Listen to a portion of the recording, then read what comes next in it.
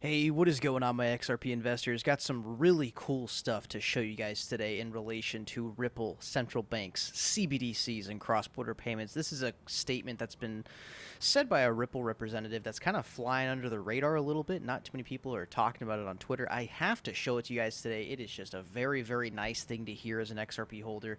This is probably going to be a very long video today, guys, so make sure to get yourself a little coffee, sit back, and relax. We have a lot of things to go over. Make sure to smash the likes and subscribe down below. Let's go ahead and get right into it. All right, first up, the top 6 cryptocurrencies of the day: Bitcoin, Ethereum, and XRP. Top 3 original blue chip cryptocurrencies are all up about 1.5% today, rebounding off of the recent meme coin crash. This is one of the reasons why I don't play around with the whole meme coin or microcap game necessarily. I know there's a lot of money to be made over there, but when you're investing in blue chip cryptocurrencies like XRP and you see the price go down, you understand that the token is very high market cap, very high liquidity, and you understand when it does end up pulling back 5, 10, 15%, you know it's going to be coming back up again another day. All right, so I found this one from @AssetsDaily over on Twitter. Ripple joins IMF to discuss central bank digital currencies for cross-border payments. Panelists at the recently concluded DMI Symposium, including the Ripple president, emphasized the importance of an innovative global payment system. This week, a panel discussion on the next steps for cross-border payments occurred between May 10th and May 11th as part of the Digital Monetary Institute Symposium in London. Over these past few years, you will find Ripple attending a lot of these London financial events, as well as opening up an office there, because London and England, and especially because of the Great British Pound being one of the biggest forex currencies globally, it's a very, very key region for Ripple to narrow in on for this whole cross-border payment business. As you guys can see right here, Great British Pound to the United States dollar is the third most traded forex pair in the world. The panel featured representatives from the International Monetary Fund, RTGS Global Limited, the Bank of Mauritius, and the Ripple blockchain, coming together to emphasize the importance of creating an efficient and innovative global payment system. James Wallace, the vice president of RippleX, highlighted the growing interest of central banks in cross-border payments and the potential of blockchain technology to create a more efficient way of exchanging value instead of this current walled garden that we have today with central banks. In Wallace's words, quote, "Every single central bank," let me repeat that, this is coming from Ripple, "every single central bank we talk to talks to us about cross-border payments, indicating a growing acceptance of blockchain technology as a solution to streamline cross-border transactions." And there is the confirmation tweet right there. Furthermore, Wallace underlined that the ultimate goal of adopting blockchain technology in central bank digital currencies is to create a more efficient way of exchanging value. Similarly, Victoria Cummings, the legal and regulatory officer of RTGS Global Limited, highlighted that the cross-border payments are the most exciting and innovative use case for CBDCs. She believes that CBDCs could help address the challenges of cross-border payments, such as high transaction fees, lengthy settlement times, and lack of transparency. Definitely helps out when you're working with over 50 central banks all across the world. And you guys know that Ripple announced that they were working with more than 50 central banks back in 2018, about 5 years ago. So if 5 years ago Ripple was working with 50 central banks, what do you think that might be today? And to conclude the article, they do cite the fact that Ripple was ranked as the leader for CBDCs. Ripple's CBDC advisor Anthony Welfare shared data indicating that Ripple was ranked number 1 out of 15 vendors due to its success with RippleNet, and this was conducted by a UK-based digital research agency. So next up, we have 2 tweets from Chief Legal Officer at Ripple, Stuart Alderty. You guys love to grill me in the comment section about how I'm pronouncing his name incorrectly. To me, when I look at it, just, Stuart Alderty. That's what it sounds like to me, but you guys grill me in the comments like every single video. Anyways, we got 2 absolute units of a tweet from this guy. He just loves to fire shots at the SEC on the daily. First one is literally just from an hour ago, responding to Jeremy Hogan, because Jeremy Hogan tweeted out, "I was going to do a reason number 3. XRP was not sold as a security this week, but Bill beat me to it and did it better anyway." Stuart Aldrich says, the Revit case exposes yet another SEC sleight of hand tactic. Without a common enterprise, it matters not whether, quote, the fortunes of investors are tied to the efforts of others. The Howey test is not so easily satisfied. Before that, there was another one from yesterday where this is Stuart Aldrich firing a shot at the SEC from back in 1946. In its sub-CT, quote, Howey brief, the SEC unsuccessfully argued that an investment in a common enterprise was unnecessary provided there was a, quote, community of interest. The SEC was wrong then, and it is still wrong now. Common interest does not equal common enterprise. And this is 1946. Before my parents were born, the SEC still did not have their shit straight. Can you believe this? Can you believe this? So glad to see that Warren Davidson, Ohio congressman, is calling for the removal of Gary Gensler on a weekly basis over on his Twitter account at Warren Davidson. And one thing I gotta say is I understand Stuart Aldrich is, employed by Ripple and he's representing Ripple, but the frequency of him always defending the XRP community and I don't want to say lashing out, but kind of lashing out and proving to the world that the SEC, their argument is not straight and they are not correct in the court of law. To me, it just sounds like Stuart Aldrich has got to be a big XRP holder. I mean, if you're getting employed by a company to represent them in a legal matter, I understand that. I mean, this guy's the chief legal officer on Twitter, but he's coming out into the XRP army on Twitter, and on a daily to weekly basis, it just keeps providing all these facts as to why XRP is not a security. And I understand, he's on the payroll of Ripple, his salary comes from Ripple, but the way he speaks about it and the frequency in which he does so on Twitter just makes me feel like this guy has got a big bag of XRP. All right, while we are on the topic of cryptocurrency and the legal side of things, I got a video clip that I found from Crypto Eddie over on Twitter that I would like to play for you guys right now. This was a hearing that took place just shortly after the Gary Gensler testimony. This hearing is entitled, "The Future of Digital Assets, Measuring the Regulatory Gaps in the Digital Asset Markets." My name is Andrew Durgee, and I'm Executive Vice President for Republic and co-founder of its blockchain technology business, Republic Crypto.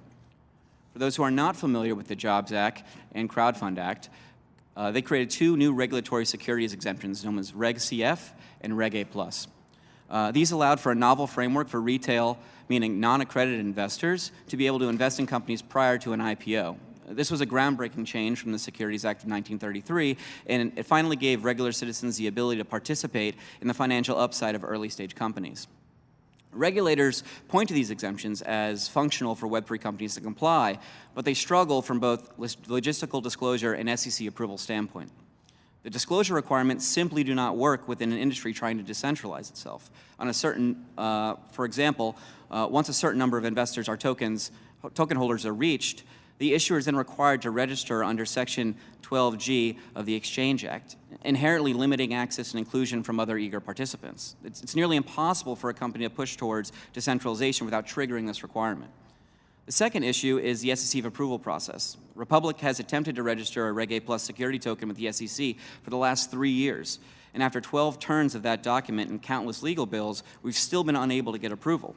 In fact, the current administration has not qualified a single digital asset offering. Thus, the current system is not working as intended. Much of what this committee has discussed, and will certainly discuss today, is around crypto assets in their speculative form. But it's important to remember that what we are really discussing is a technological innovation, and one of its first use cases that has operated at scale just happens to be digital currencies. We are in the early stages of this technology, and I really want to provide some examples of that. It generally takes about 25 to 30 years for human beings to adopt a new data transfer technology. Radio was invented in 1890, but wasn't commercially available until the 1920s. TV was developed in the 1920s, but wasn't in homes until the 1950s. Email was invented in 1969, but most of you most likely didn't have an email address until 1997.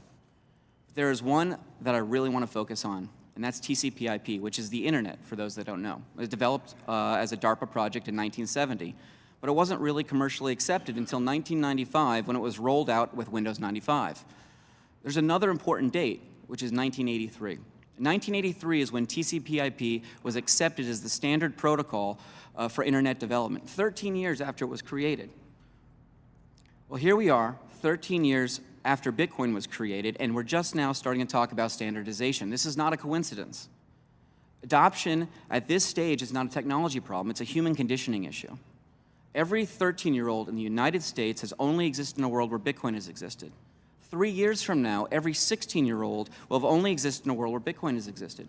16 years old is an important date because it's generally when someone becomes interested in becoming a developer. They are the adoption layer. We here in this room, we're the infrastructure layer.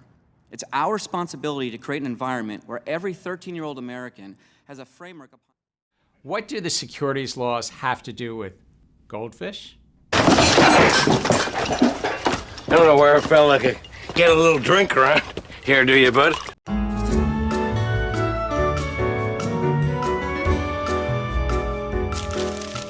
Many places around the country, we're required to use a leash when you walk your dog. But let's just say you get stopped because you're walking Rover unleashed. What do you think would happen if you told the police officer that Rover is actually a goldfish? You'd still get a citation, and that's because the law cares about what something actually is, not what you call it. It's time to stop!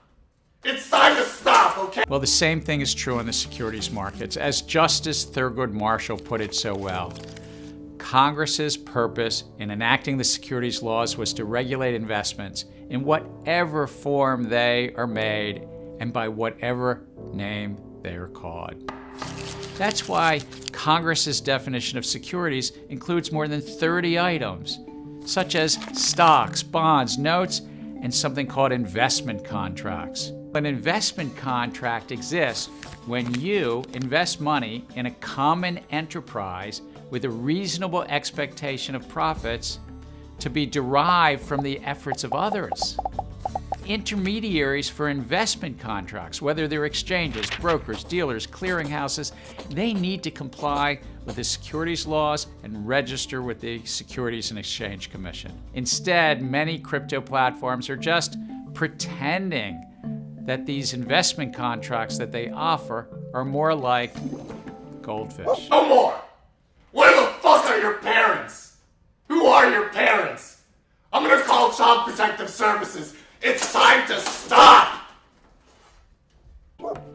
And the lack of compliance by these crypto platforms means that you don't have basic investor protections. These are things like rule books and surveillance to prevent fraud manipulation, or appropriate custody and, yes, segregation of customer assets so they don't get misused or abused or simply become the property of the platform, especially if it goes into bankruptcy.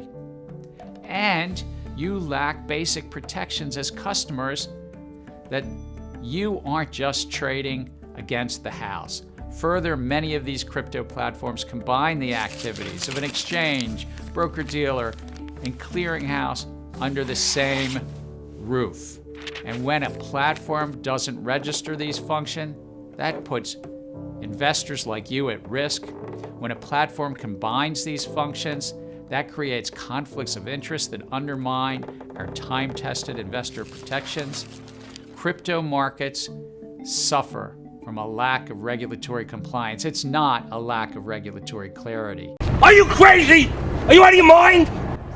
As we alleged in a recent action, one crypto platform executive knew the law so well that he actually advised issuers to scrub specific language from their web pages in an effort to pretend that their tokens weren't investment contracts. You could say, in other words, they tried to say that their dogs were goldfish.